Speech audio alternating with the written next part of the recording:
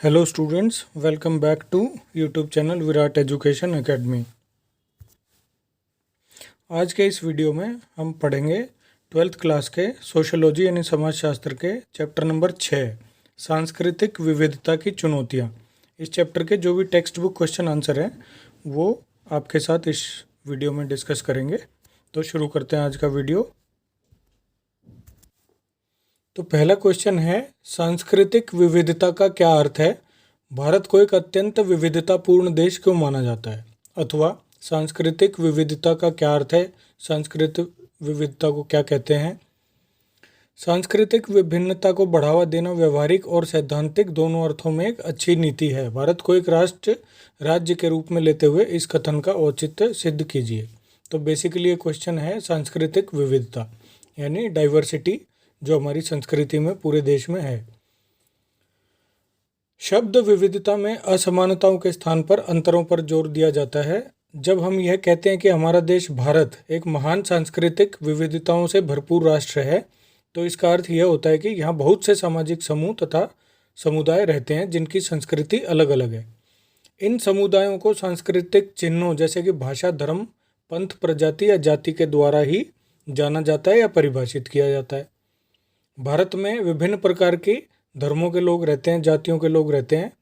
इस वजह से उनकी भाषा, खाना पीना, रहन सहन, परंपराएं, रीति रिवाज सब कुछ अलग अलग है। हर एक समूह के विवाह के ढंग, जीवन प्रणाली इत्यादि भी अलग अलग है। तो इसका मतलब संस्कृति सबकी अलग अलग हो गई, इसलिए इसको सांस्कृतिक विविधता कहते हैं। हर एक धर्म के धार्मिक ग्रंथ भी अलग अलग हैं और उनको सभी अपने माथे से लगाते हैं। यहाँ नृत्य, वास्तुकला, चित्रकला, त्योहार, मेले इत्यादि भी अलग अलग हैं। इसी कारण ही भारत को अत्यंत विविधतापूर्ण देश कहा गया है। अगला क्वेश्चन है, सामुदायिक पहचान क्या होती है और वह कैसे बनती है? सामुदायिक पहचान जन्म तथा संबंधों पर आधारित होती है, न कि किसी की अर्जित योग्यता अथवा उपलब्धि के आधार पर होती है। तो यानी कि सामुदायिक पहचान कैसे हो गई? जन्म से हो गई। यह इस बात का सूचक है कि हम क्या हैं, न कि हम क्या बन गए हैं। किस समुदाय में हमने जन्म लेना है ये हमारे हाथ में नहीं है। तो जिस भी समुदाय में हम जन्म लेते हैं वही हमारी सामुदायिक पहचान बन जाती है। तो यह हमारे वश में नहीं है कि हमारा जन्म किस परिवार, समुदाय या देश में होता है। इस प्रकार की सामुदायिक जो पहचान होती है वो प्रदत्त होती है, यानी कि जन्म से आपको ऑटोमेटिकली मिल जाती है, अर्थात ये जन्म के अनुसार ही निर्धारित हो जाती है। लोगों की पसंद या नापसंद इसमें शामिल नहीं होती। अगला क्वेश्चन है, राष्ट्र को परिभाषित करना क्यों कठिन है? आधुनिक समाज में राष्ट्र और राज्य कैसे संबंधित है? अथवा राष्ट्र को परिभाषित करना क्यों मुश्किल है? तो आज के समय में राष्ट्र को परिभाषित करना एक कठिन कार्य है। इसके संबंध में यही कहा जा सकता है कि राष्ट्र एक ऐसा समुदाय है जिसने अपना राज्य बना लिया है। महत्वपूर्ण बात यह है कि इसके विपरीत रूप भी अधिक मात्रा में सच हो गए हैं। जिस प्रकार आज भावी राष्ट्रीयताएं अपना राज्य बनाने का प्रयास कर रही हैं, वैसे ही मौजूदा राज्य यह दावा कर रहे हैं कि वे एक राष्ट्र का प्रतिनिधित्व कर रहे हैं। आधुनिक युग की एक महत्वपूर्ण विशेषता यह है कि इसमें राजनीतिक वैधता के प्रमुख स्रोतों के रूप में लोकतंत्र तथा राष्ट्रवाद स्थापित हुए हैं। इसका अर्थ यह है कि आज एक राज्य के लिए राष्ट्र एक सबसे अधिक स्वीकृत आवश्यकता है, जबकि लोग राष्ट्र की वैधता के सबसे महत्वपूर्ण स्रोत हैं। अगर दूसरों शब्दों में कहा जाए तो राज्यों को राष्ट्र की उतनी आवश्यकता होती है जितनी कि राष्ट्रों को राज्य की आवश्यकता होती है। अगला क्वेश्चन है, राज्य अक्सर सांस्कृतिक विविधता के बारे में शंकालु क्यों होते हैं? सांस्कृतिक विविधता का अर्थ है कि देश में अलग अलग धर्मों, समुदायों, प्रजातियों, संस्कृतियों, परंपराओं, रीति रिवाजों का मौजूद होना। परंतु सांस्कृतिक विविधता के कारण देश में बहुत सी समस्याएं भी उत्पन्न हो जाती हैं, जैसे कि जातिवाद, भाषावाद, क्षेत्रवाद, सांप्रदायिकता, जातीय दंगे इत्यादि। इससे देश का माहौल भी खराब हो जाता है। तो इसलिए जो है राज्य अक्सर सांस्कृतिक विविधता के बारे में शंकालु रहते हैं। स्टूडेंट्स, यहाँ राज्य से जो तात्पर्य है वो पावर से है, यानी कि स्टेट, जैसे इंग्लिश में स्टेट बोलते हैं, यानी पावर यानी सरकार।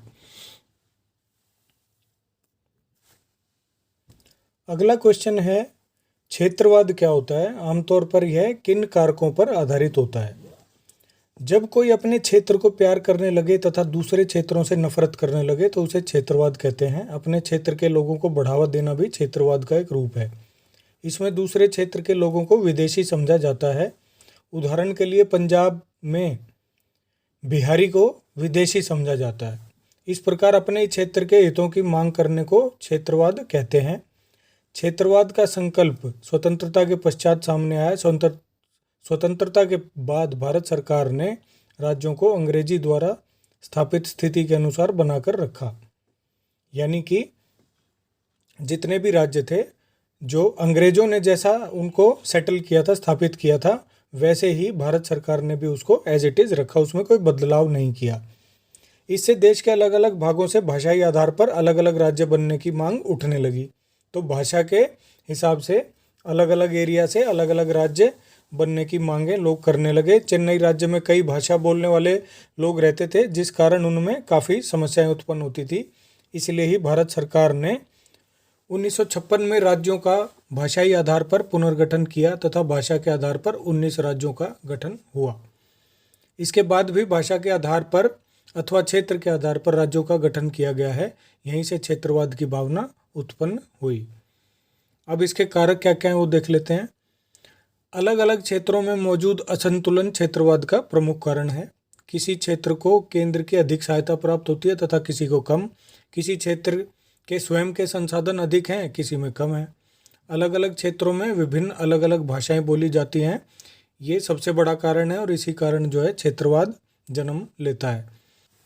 इस कारण राजनीतिक दल भी सामने आ जाते हैं और वो अपने राजनीतिक फायदे के लिए क्षेत्रवाद की भावनाओं को भड़काते हैं, जिससे क्षेत्रवाद को प्रोत्साहन मिलता है। इस प्रकार क्षेत्रीय असंतुलन के कारण क्षेत्रवाद उत्पन्न होता है। अगला क्वेश्चन है, आपकी राय में राज्यों के भाषाई पुनर्गठन ने भारत का हित किया या अहित किया? अथवा क्या आप सोचते हैं कि राज्यों की भाषाई पहचान भारत के लिए सहायक रही है या भारत के लिए हानिकारक रही है? व्याख्या कीजिए। तो 1956 में भारत सरकार ने राज्यों का भाषा के आधार पर पुनर्गठन किया था। 19 राज्यों का गठन किया था। इससे सरकार को प्रशासन चलाने में काफ़ी सुविधा हुई तथा अलग अलग क्षेत्रों की भाषाई आधार पर राज्यों के पुनर्गठन की बात भी मान ली गई। परंतु उसने इसके नकारात्मक प्रभाव के बारे में नहीं सोचा। राज्यों के भाषाई पुनर्गठन ने देश का अहित ही किया है। इससे क्षेत्रवाद की समस्या बहुत ही ज़्यादा हो गई है। अलगाववाद की भावना को भी बल मिला। भाषा के आधार पर और राज्यों के गठन की मांग शुरू हो गई। दक्षिण भारत के लोग तो आज भी हिंदी को अपनी भाषा नहीं मानते हैं। वे अपनी मातृभाषा के साथ साथ अंग्रेजी भाषा का प्रयोग करना ही ज़्यादा पसंद करते हैं। तो हम ये कह सकते हैं कि भाषाओं के आधार पर राज्यों के पुनर्गठन ने भारत का फायदा कम किया है और नुकसान भी किया है। अगला क्वेश्चन है, अल्पसंख्यक क्या होता है या अल्पसंख्यक वर्ग? अल्पसंख्यक वर्गों को राज्य से संरक्षण की क्यों ज़रूरत होती है? किसी समाज में जब जनसंख्या में कुछ लोगों का प्रतिनिधित्व बहुत ही कम होता है तो उस वर्ग को अल्पसंख्यक कहते हैं। इसका अर्थ यह है कि कुल जनसंख्या में कोई समूह जो धर्म या जाति या किसी और आधार पर बहुत ही कम संख्या में होते हैं, वे अल्पसंख्यक होते हैं। भारत में सिख, मुसलमान, बौद्ध, ईसाई, जैन, पारसी आदि धर्मों के लोग अल्पसंख्यक समूह हैं। अल्पसंख्यक वर्गों को राज्य से संरक्षण की ज़रूरत काफ़ी अधिक होती है क्योंकि वे कम संख्या में होते हैं। अगर उन्हें सरकार का संरक्षण प्राप्त न हो तो यह भी हो सकता है कि उन्हें जो बहुसंख्यक वर्ग हैं वो तंग करें और उनका शोषण किया जाए। यह भी हो सकता है कि श्रीलंका की तरह ही जातीय संघर्ष उत्पन्न हो जाए। इसलिए ही भारत में अल्पसंख्यकों को राज्य द्वारा हर एक प्रकार का संरक्षण दिया जाता है और यह सब संविधान में लिखित है। अगला क्वेश्चन है, सांप्रदायवाद या सांप्रदायिकता क्या है? अथवा भारतीय संदर्भ में सांप्रदायवाद का क्या अर्थ है? तो देख लेते हैं। सांप्रदायवाद अथवा सांप्रदायिकता का अर्थ है कि धार्मिक पहचान पर आधारित आक्रामक उग्रवाद, यानी धर्म के आधार पर जो आक्रामक उग्रवाद है उसको सांप्रदायिकता कहते हैं। अपने आप में एक ये ऐसी अभिवृत्ति है जो अपने समूह को ही वैध या श्रेष्ठ मानता है और दूसरे धर्म को जो है वो नीचा मानते हैं।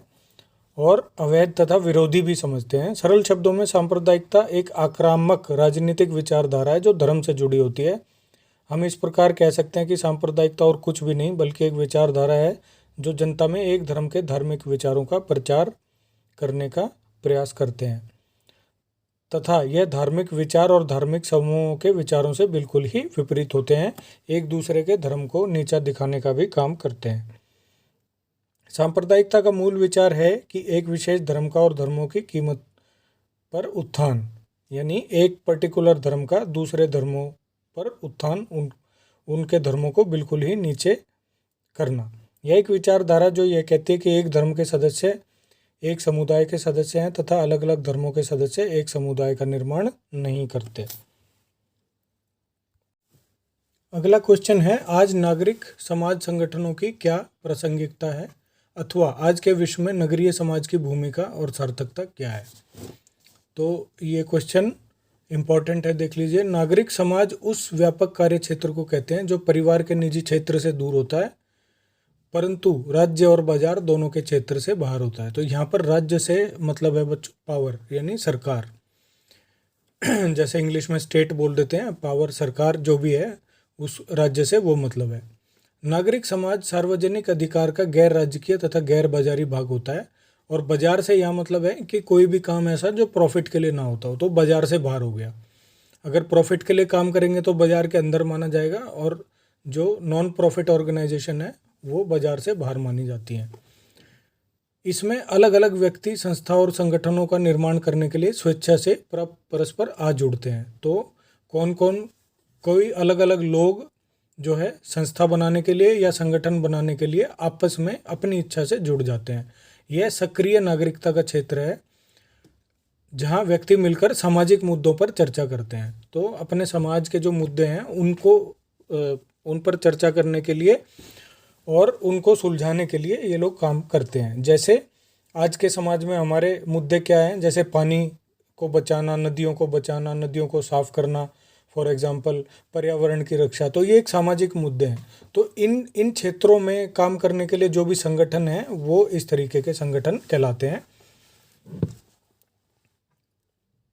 राज्य को प्रभावित, और वो संगठन इन मुद्दों पर राज्य को प्रभावित करने का प्रयास करते हैं। राज्य से मतलब सरकार है, तथा उसके समक्ष अपनी मांगे भी रखते हैं, अपने सामूहिक हितों को पूर्ण करने की कोशिश करते हैं तथा अलग अलग कार्यों के लिए समर्थन मांगते हैं। इस क्षेत्र में नागरिकों के समूहों द्वारा बनाए गए स्वैच्छिक संघ, संगठन अथवा संस्थाएं शामिल होती हैं।